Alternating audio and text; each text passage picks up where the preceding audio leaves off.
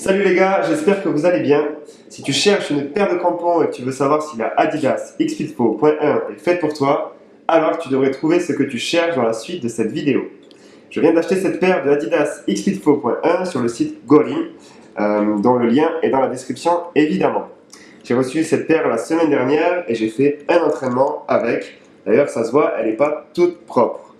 Je tiens à préciser que c'est une taille 46 et que j'ai le pied fin. Et d'ailleurs, c'est notamment pour ça que je vous fais cette vidéo, car il est très difficile de trouver sur internet et sur YouTube en français un avis spécifiquement dédié aux personnes ayant les pieds fins. Donc déjà, premièrement, esthétiquement, franchement pour moi, c'est vraiment très réussi.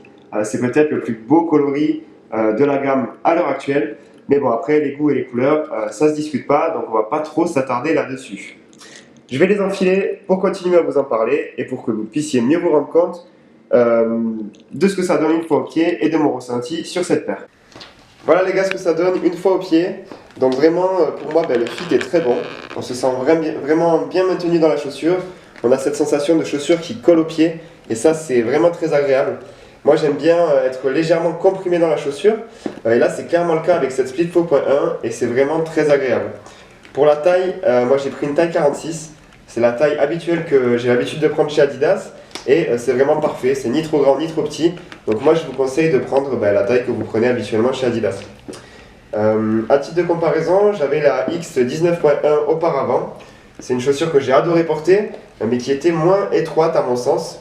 Et j'avais plus d'espace entre la chaussure et mon pied, notamment à cet endroit-là. Au niveau du toucher de balle, c'est très simple, il n'y a pas de fioriture, ça accroche bien mais pas trop non plus. Pour moi c'est vraiment ce que je cherche.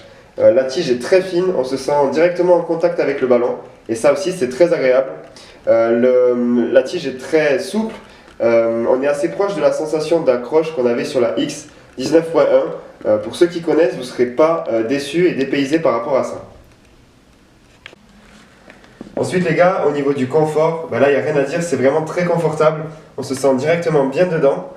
J'avais un petit peu peur au début parce que j'avais une douleur sous le pied, à peu près à cet endroit-là, mais ça a disparu très rapidement après seulement quelques minutes sur le terrain. Donc franchement au niveau du confort, c'est top. On a en plus derrière deux petits coussinets qui prennent bien le talon et ça aussi c'est très agréable. Alors mon seul souci les gars, à mon avis, ça va être au niveau de la durabilité de la paire. C'était un des points forts, pour ceux qui connaissent la marque Adidas depuis longtemps, c'était un des points forts de la marque sur les anciens modèles. J'ai encore des F50 qui ont quasiment 10 ans et qui sont en très bon état. La X 19.1 est encore en bon état général. Après une saison, elle a porté tout le temps, même si je trouve que la durabilité était déjà moins bonne que sur les anciennes paires. Là, j'ai peur, notamment au niveau de la jonction entre la semelle et la tige, à ce niveau-là, que ça se décolle. Mais bon, pour l'instant, rien à signaler de ce côté-là, et heureusement parce que ça fait qu'une semaine que je les ai. Donc là, je vous fais un plan zoomé, les gars, parce que là où j'ai vraiment des doutes, c'est sur la tige, sur le dessus de la chaussure. C'est vraiment très fin, et j'ai peur que ça s'abîme au moindre coup de crampon. Et surtout, je trouve qu'il y a un truc qui est assez étrange.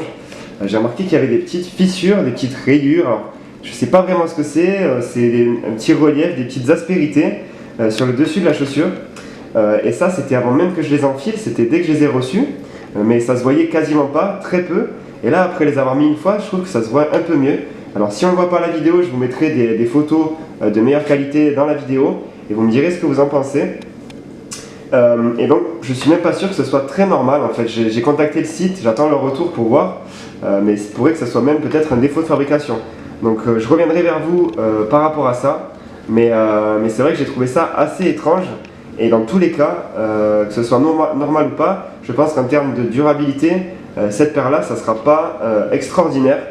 Mais en même temps, c'est normal. Et malheureusement, parce qu'avec des chaussures aussi fines et aussi légères que celle-ci, c'est normal qu'on ne soit pas sur des niveaux de durabilité extrêmement élevés. Voilà les gars, c'est tout pour moi. N'hésitez pas à me dire ce que vous en pensez. Je vous ferai un retour d'ici quelques semaines, après avoir mis la paire à différents matchs et entraînements, pour voir comment ça évolue. Je prévois aussi de tester d'autres produits, alors n'hésitez pas à me dire ce qui pourrait vous intéresser et donnez-moi votre avis si vous avez essayé ou acheté la paire. Allez, salut les gars!